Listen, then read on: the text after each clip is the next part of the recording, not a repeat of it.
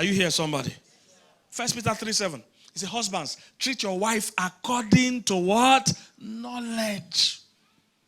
Not according to instincts.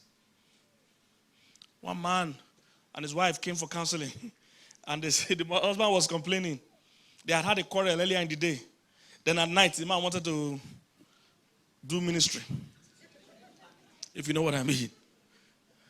And the wife wanted to talk about what happened when it was time for ministry.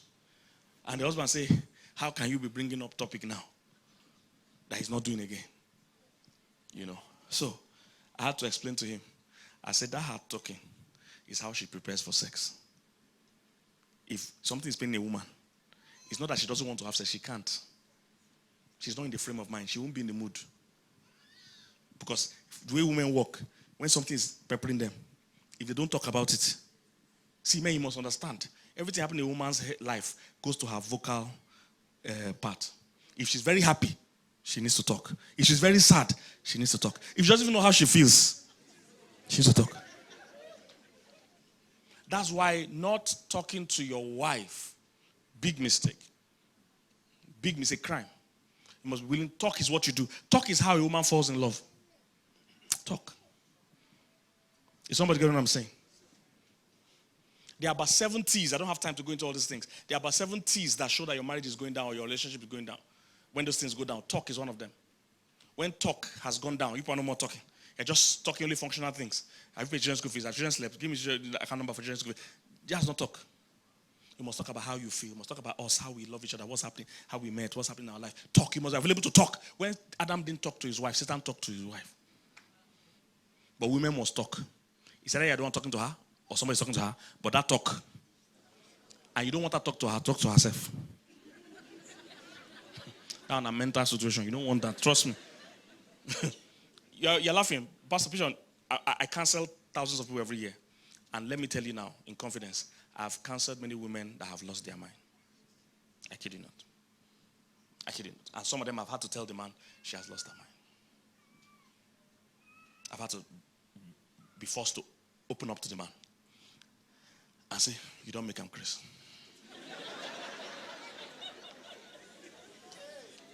It's tough, but I had to do it. So you don't want her talking to herself.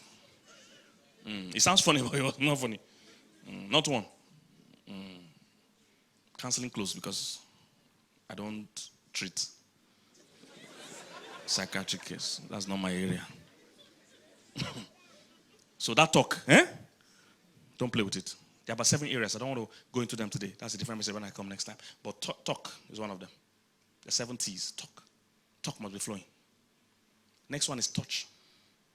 Touch. A woman needs a certain amount of meaningful touches a day. You can't be married to a woman the time you touch her, you want to have sex. You must touch. If you're in church like this, put your hand around her, hold her hand, touch her thigh. You must be touching. What's funny, Pastor? Okay, you're touching your wife. I've been seeing you since. I wanted to give you an honorarium. I've been seeing you doing your ministry. I've been seeing you doing ministry since. But that's the correct thing. A woman doesn't want to be touched. She needs to be touched. That's how she's wired. She needs touch. You know, men don't understand that because men only need touch in one area. I've said it before when I came here. Men need touch in one, so that's what they don't understand. A woman's body is about 10 or 20 times softer than a man's body. Her function determines how her frame is. A man's function is hunting. So his body has to be hard to enter bush for the bush not to cut you, for the grass not to cut you. So all his body is hard. Only one place is sensitive in a man's body, which I can't mention now. The rest is rugged. So he doesn't feel anything anywhere else. So he can enter bush, can fight, he can do anything, and his body will survive. A woman's body is totally opposite, very soft. Because of her function, she carries babies. You can't carry babies with this kind of strong body. So all her woman's body is soft. Everywhere in a woman's body is sensitive to touch. So that's why when sex wants to happen, a man usually just goes straight to where he has feelings. He thinks that's the same to a woman. That's why you can't do marriage based on instincts. You must keep learning like this. So a man wants to have sex, he just goes straight to the point. Because he doesn't have feelings any other place. He thinks a woman doesn't, so he just touch straight. And that thing irritates women. That what? What's the problem? She doesn't understand what's going on. We're just watching film now. Just touch me like this. Anything. Because she doesn't understand. And the same thing with the woman.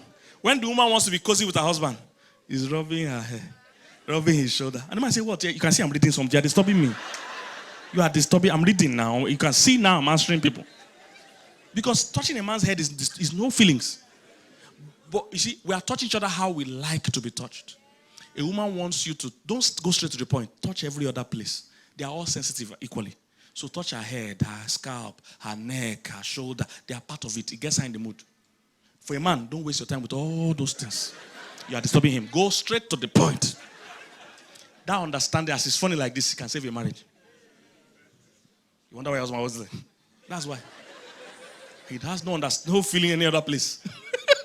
So as a man now, you will learn to get her in the mood. You will start rubbing her body from morning.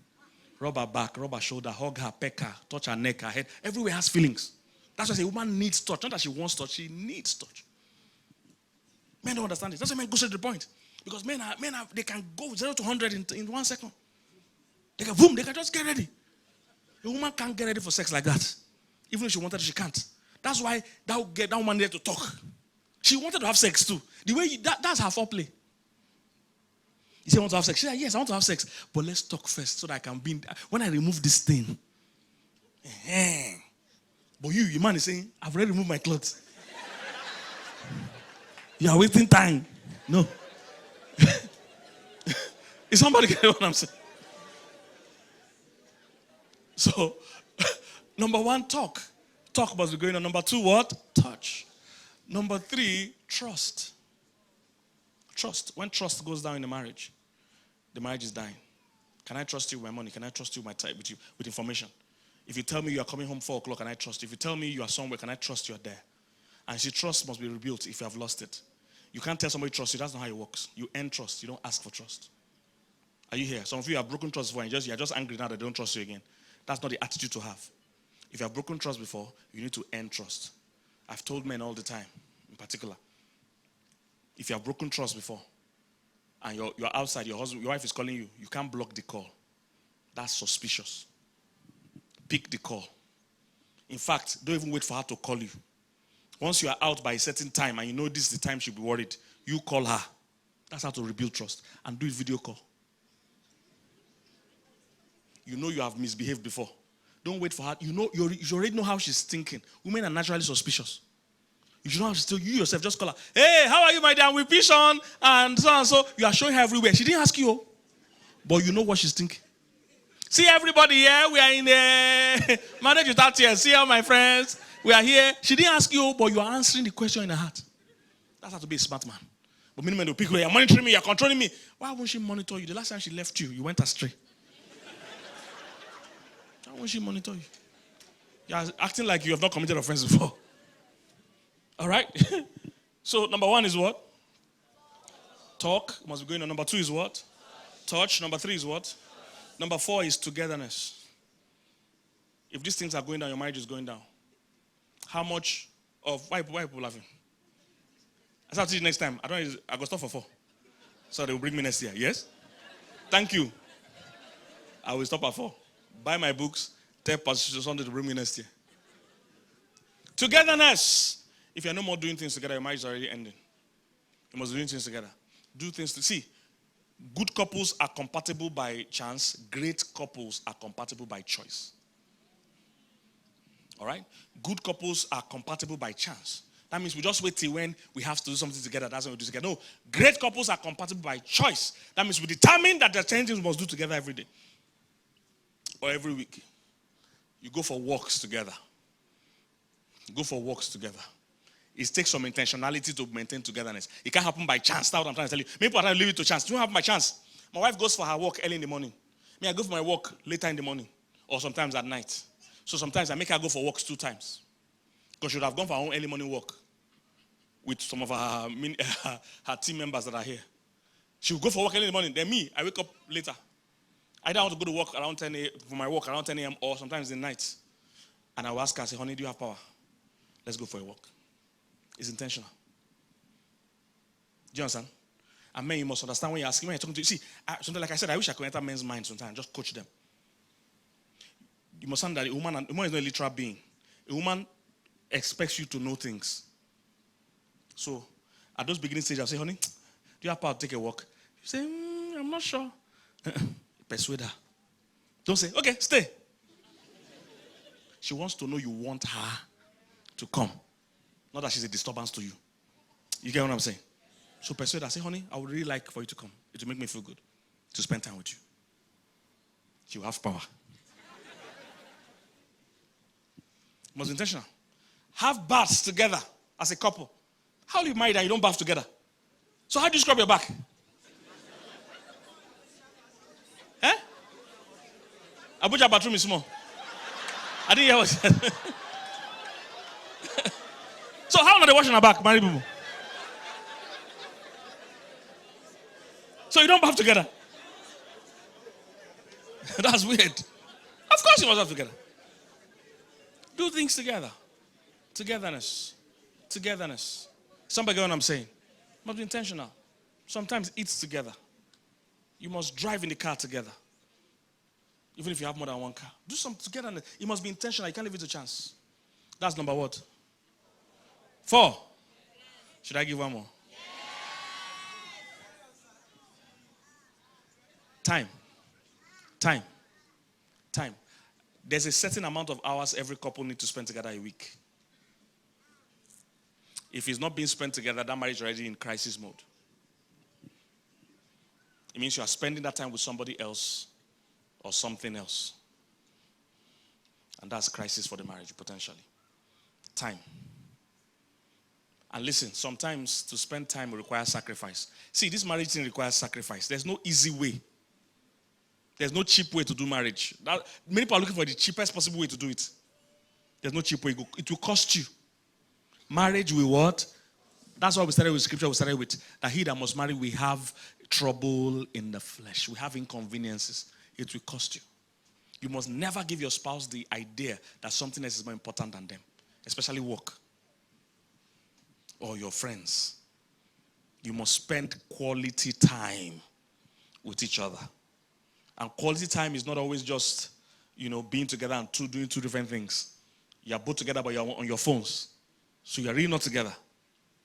Watch a movie together. Spend time together. Talk, gist, focus on each other. That's what quality time is. Travel together. See, if you're a married couple, it's a crime not to be traveling together. It's a punishable offense. Why am I saying this? See, I'm not just telling you things from the blues. You know what the Bible said? I've taught it here before, and I'm sure your pastor would have taught it. In Deuteronomy, they say he that marries should go on leave for 1 year. It's Bible.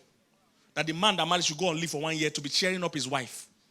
I know many people can't afford it now, but that was the biblical thing they said then, Old Testament. And the reason was because so that you can spend time with each other. You must always uproot yourself from your area to another place where you will not be distracted by daily activity. Because the way your life is structured, where you live now, there's already a set of activities you do every day. And they have, those activities are planned without you and your spouse being together. But when you go on a vacation, you're in a new environment, both of you can focus on each other, have loads of sex, and spend time together. Are you here, somebody? See each other. The distraction of work is not there. The distraction of children are not there. Leave the children with grandma. Leave the children with somebody. Lock them in the cupboard. And punch hole, let them be getting air. Don't do that. Don't do that, please. But let somebody else take care of the kids. Go on a vacation. And listen. Vacation doesn't have to be expensive. I've taught you this thing. This romance thing doesn't need money. It's just men that have to struggle with it. It doesn't need money. When we got married, we went on honeymoon. Our honeymoon was in Ghana. It wasn't abroad. Ghana is not abroad. Ghana is not abroad. It wasn't abroad. And we didn't go by air. We went by road. You can make anything fun. Make a road trip. We went by road. And we didn't have money for hotel. We stayed in a friend's house. The person we stayed with wasn't our friend. It was our friend's friend. So that's where I started.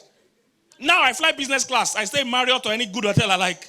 But it didn't start like that at all. We went by road to Ghana. We stayed in a friend's house. We didn't know the person before. We never met him before. He's our friend that says he has a friend. So don't think what I'm telling you is theory. I didn't start from where I am now. But that spending time away, spending time together, is compulsory for every couple. If you live in Abuja, you can take by road, go to one neighboring state and stay there for 1 week. If you can't afford a hotel, stay in it. Don't go by where there are kidnappers on the road. Find a road that is clear. Go to, if you don't have a house, there must be an uncle, an auntie you can spend time with. No distractions. And just spend time. You must invest time. One of the best things that happened to us, that looked like a bad thing when it was happening, when we got married and we didn't have children for the first 8 years, it helped us spend time. No distraction.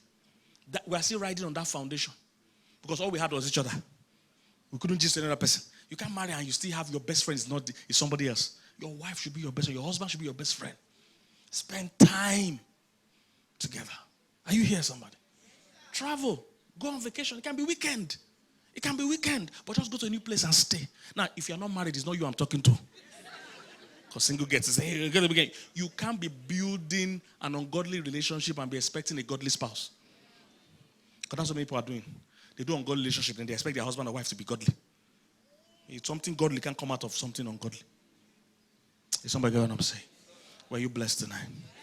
Come on, give the Lord a big hand. Hallelujah.